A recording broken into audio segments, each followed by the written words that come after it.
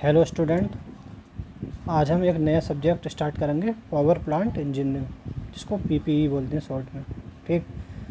Power plant engineering में basically हम ये पढ़ते हैं कि भाई हमारी जो इलेक्ट्रिसिटी जनरेट होती है वो कैसे होती है, क्या क्या सोर्स होते हैं, किन किन सोर्स के द्वारा हम इलेक्ट्रिसिटी को जनरेट कर सकते हैं। ठीक है। तो पावर प्लांट इंजीनियरिंग में हम यही पढ़ेंगे कि पावर प्लांट हमारे कितने प्रकार के होते हैं, कौन कौन से पावर प्लांट पर इलेक्ट्रिसिटी को, इलेक्ट्रिकल पावर को कैसे जनरेट किया जाता है, किस रिसोर्स के द्वारा जनरेट किया जाता है इलेक्ट्रिसिटी को। ठीक है। तो ये अलग अलग कई सारे पावर प्लांट हैं, उनको हम इस सब्जेक्ट में पढ़ेंगे। ठीक। तो इसका सबसे पहला टॉपिक है मेन रिसोर्स ऑफ एनर्जी, ऊर्जा के मुख्य स्रोत कौन कौन से हैं। ठीक है, हम ये पढ़ेंगे। तो इसमें हम एक थोड़ा छोटा सा इंट्रोडक्शन देखेंगे कि किसी देश के लिए एनर्जी कितने मायने रखती है। ठीक, वहाँ पे एनर्जी कंजम्पशन कितने मायने रखता है। तो किसी भी देश की अर्थव्यवस्था के मजबूत होने में एनर्जी का महत्वपूर्ण योगदान होता है। ठीक। किसी भी देश का विकास इस बात पर निर्भर करता है कि वहाँ की जनसंख्या कितनी ऊर्जा की खपत करती है, कितनी एनर्जी का कंजप्शन वहाँ पर होता है। ठीक। किसी भी देश का विकास इस बात पर निर्भर करता है कि वहाँ के लोग कितनी ज़्यादा एनर्जी को यूज़ कर रहे हैं। अतः किसी देश के इकोनॉमिक डेवलपमेंट तथा एनर्जी कंजम्पशन में एक स्ट्रॉन्ग रिलेशन है। ठीक है, कोई भी देश है उसका डेवलपमेंट और वहाँ पर एनर्जी कंजम्पशन कितना हो रहा है, इसके बीच एक स्ट्रॉन्ग रिलेशनशिप होता है। जो देश जितना अधिक डेवलप होता है वहाँ उतनी ही अधिक ऊर्जा यूज़ होती है। ठीक है, मतलब हमारा क्या, किसी भी देश की अर्थव्यवस्था के मजबूत होने में एनर्जी का महत्वपूर्ण योगदान ऐसे ही है कि मतलब जहाँ पर जो जितना ज़्यादा डेवलप होगा, जाहिर सी बात है वहाँ पर उतनी ही ज़्यादा एनर्जी यूज़ होगी। कि वहाँ किसी देश की जनसंख्या एनर्जी का कंजम्पशन, एनर्जी की खपत, ऊर्जा की खपत जितनी ज़्यादा करते हैं, उस देश का डेवलपमेंट उतना ही अधिक होता है। ठीक है। तो जिस देश में तो एनर्जी कंजम्पशन और किसी भी देश के इकोनॉमिक डेवलपमेंट में एक रिलेशनशिप है ये, कि जिस देश में जितना अधिक एनर्जी कंजम्पशन होगा वह उतना ही अधिक डेवलप माना जाएगा। ठीक है। तो ये एक छोटा सा इंट्रोडक्शन था कि एनर्जी कंजम्पशन और किसी देश की अर्थव्यवस्था में क्या रिलेशन है। ठीक। अब उसके बाद हम पढ़ेंगे ऊर्जा के मुख्य स्रोत। ठीक। तो ऊर्जा का सबसे बड़ा, इस ब्रह्मांड में सबसे बड़ा सोर्स तो हमारा सन है, सूरज है। ठीक है, जिससे हमें एनर्जी मिलती है, इस दुनिया को हमेशा उससे एनर्जी मिलती रहती है। ठीक। तो सबसे बड़ा ऊर्जा का स्रोत क्या है, हमारा सूरज है इस ब्रह्मांड में। ठीक। तो एनर्जी के मुख्य स्रोत जो है, मुख्य रूप से एनर्जी के मुख्य रूप से दो रिसोर्सेज होते हैं। पहला है कन्वेंशनल सोर्स, इसको हिंदी में बोलते हैं परंपरागत स्रोत। दूसरा है नॉन कन्वेंशनल सोर्स, इसको बोलते हैं गैर परंपरागत सोर्स। ठीक है। तो मेन रूप से जो एनर्जी के रिसोर्स हैं वो दो होते हैं, कन्वेंशनल एंड नॉन कन्वेंशनल, परंपरागत और गैर परंपरागत। ठीक। तो देखते हैं ये क्या होते हैं, कन्वेंशनल और नॉन कन्वेंशनल। तो पहला कन्वेंशनल एनर्जी रिसोर्सेज, परंपरागत ऊर्जा के स्रोत। इस प्रकार के ऊर्जा के स्रोत मुख्य रूप से प्रकृति से प्राप्त होते हैं। ठीक। तथा ये स्रोत प्रकृति में सीमित मात्रा में उपलब्ध हैं। तो कन्वेंशनल एनर्जी रिसोर्स हमें कहाँ से मिलते हैं, ये प्रकृति में मिलते हैं, हमें प्रकृति से मिलते हैं, और प्रकृति में ये क्या सीमित मात्रा में उपलब्ध हैं। ऊर्जा के इन स्रोतों का उपयोग केवल एक ही बार किया जा सकता है। ठीक। तो इसको हम क्या एक ही बार यूज़ कर सकते हैं, बार बार यूज़ नहीं कर सकते। जैसे हमारा कोयला है, जैसे लकड़ी है। ठीक, लकड़ी को जला दिया, वो ख़त्म, अब उसको दोबारा थोड़ी यूज़ कर सकते हैं। कोयला है, कोयला को एक बार यूज़ करा, वो राख बन गई, उसको दोबारा यूज़ नहीं कर सकते। ठीक। इसी तरीके से हमारा पेट्रोल है, डीजल है, केरोसिन है, इनको एक ही बार यूज़ कर सकते हैं। तो ये क्या होते हैं, हमारे कन्वेंशनल एनर्जी रिसोर्सेज होते हैं सारे। इनको क्या केवल एक ही बार यूज़ कर सकते हैं, बार बार यूज़ नहीं कर सकते हैं। ठीक।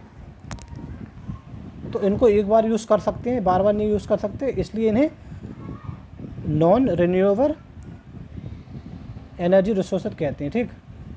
इन्हें नॉन रिन्यूएबल एनर्जी रिसोर्सेज भी कहते हैं। क्यों? क्योंकि इन्हें बार बार यूज़ नहीं कर सकते, केवल एक ही बार यूज़ कर सकते हैं। इसके अंतर्गत निम्न स्रोत आते हैं। ठीक है। तो इसके अंतर्गत हमारे नॉन कन्वेंशनल एनर्जी रिसोर्सेज के अंतर्गत कौन कौन से स्रोत आते हैं हम ये देखेंगे। पहला आता है फ्यूल, ईंधन। तो ईंधन कितने प्रकार के होते हैं? 3 प्रकार के होते हैं, ठोस, द्रव और गैस। तो ठोस ईंधन में कौन कौन सा आता है? कोयला और लकड़ी आती है, ठीक। तो कोयला और लकड़ी को हम केवल एक ही बार यूज़ कर सकते हैं, ठीक है। तो इसीलिए ये नॉन रिन्यूएबल एनर्जी रिसोर्सेज भी कहलाते हैं। इसी प्रकार से तरल ईंधन, ठोस ईंधन हो गया, अब तरल ईंधन जैसे पेट्रोल, डीजल, केरोसिन आदि, तो इनको भी हम एक बार यूज़ कर सकते हैं। और ऐसे गैस ईंधन जैसे प्राकृतिक गैस होती है, तो ये क्या है, इसको भी हम एक ही बार यूज़ कर सकते हैं, बार बार यूज़ नहीं कर सकते, ठीक। अब क्या है,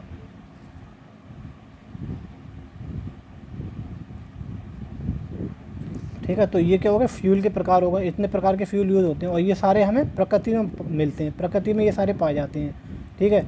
इसी प्रकार से हाइड्रो एनर्जी सोर्स जैसे जल शक्ति स्रोत, ठीक है, ये भी हमें प्रकृति में मिलता है, ठीक। डीजल पावर, डीजल शक्ति, ये भी ऊर्जा का क्या है, कन्वेंशनल एनर्जी रिसोर्स है। न्यूक्लियर एनर्जी सोर्स, नाभिकीय ऊर्जा स्रोत, ये भी कन्वेंशनल एनर्जी रिसोर्सेज है, ठीक है। ये सारे क्या हैं हमारे, ये सारे ऊर्जा के कन्वेंशनल एनर्जी रिसोर्सेज हैं, ठीक, परंपरागत एनर्जी रिसोर्सेज या नॉन रिन्यूएबल एनर्जी रिसोर्सेज, ठीक है। इसके बाद देखेंगे नॉन कन्वेंशनल एनर्जी रिसोर्सेज, ठीक। और हाँ, इनके द्वारा जो हम जो कन्वेंशनल एनर्जी रिसोर्सेज हैं, इनके द्वारा इलेक्ट्रिसिटी जो है लार्ज स्केल पर, बड़े पैमाने पर उत्पादन होता है एनर्जी का, ठीक है। इनके द्वारा कन्वेंशनल एनर्जी रिसोर्सेज के द्वारा लार्ज स्केल पर हम जनरेट करते हैं एनर्जी, इलेक्ट्रिकल पावर को। लेकिन नॉन कन्वेंशनल एनर्जी रिसोर्सेज छोटे पैमाने पर इलेक्ट्रिकल पावर के उत्पादन के लिए non conventional energy resources use किए जाते हैं, ठीक है। तो छोटे पैमाने पर जब हमें एनर्जी के जनरेशन की ज़रूरत होती है, इलेक्ट्रिकल पावर की जनरेशन की ज़रूरत होती है, तो ये हमारे, तो हम इसके लिए नॉन कन्वेंशनल एनर्जी रिसोर्सेज का यूज़ करते हैं, ठीक। क्योंकि ऊर्जा के इन स्रोतों को बार बार यूज़ किया जा सकता है, इसलिए इन्हें रिन्यूएबल एनर्जी रिसोर्सेज भी कहते हैं, ठीक।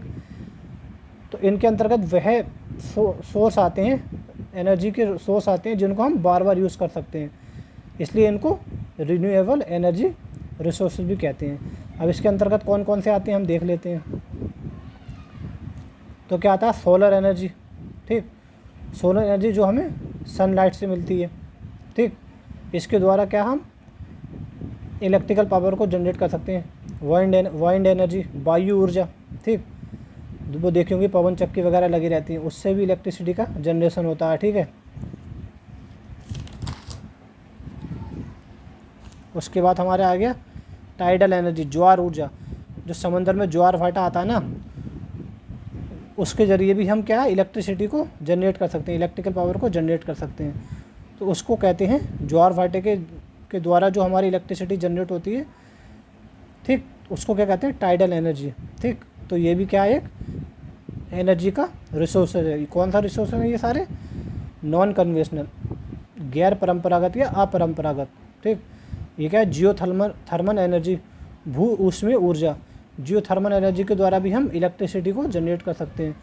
ये ज़मीन के अंदर की जो गर्मी होती है ना, भू ऊष्मा जो होती है, ज़मीन के अंदर की, पृथ्वी के अंदर की जो गर्मी होती है, हीट होती है, उसके ज़रिए से इलेक्ट्रिसिटी जनरेट की जाती है, ठीक।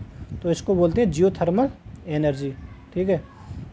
इसी प्रकार से biogas and biomass energy, biogas and bio ऊर्जा, जो हमारे गोबर वगैरह होते हैं, गोबर से हमारी क्या होती है, वो टैंक में गोबर भर जाता है, उससे क्या है, बायोगैस उत्पन्न होती है, ठीक। तो इससे क्या हमारी इलेक्ट्रिसिटी को हम इलेक्ट्रिसिटी को जनरेट कर सकते हैं।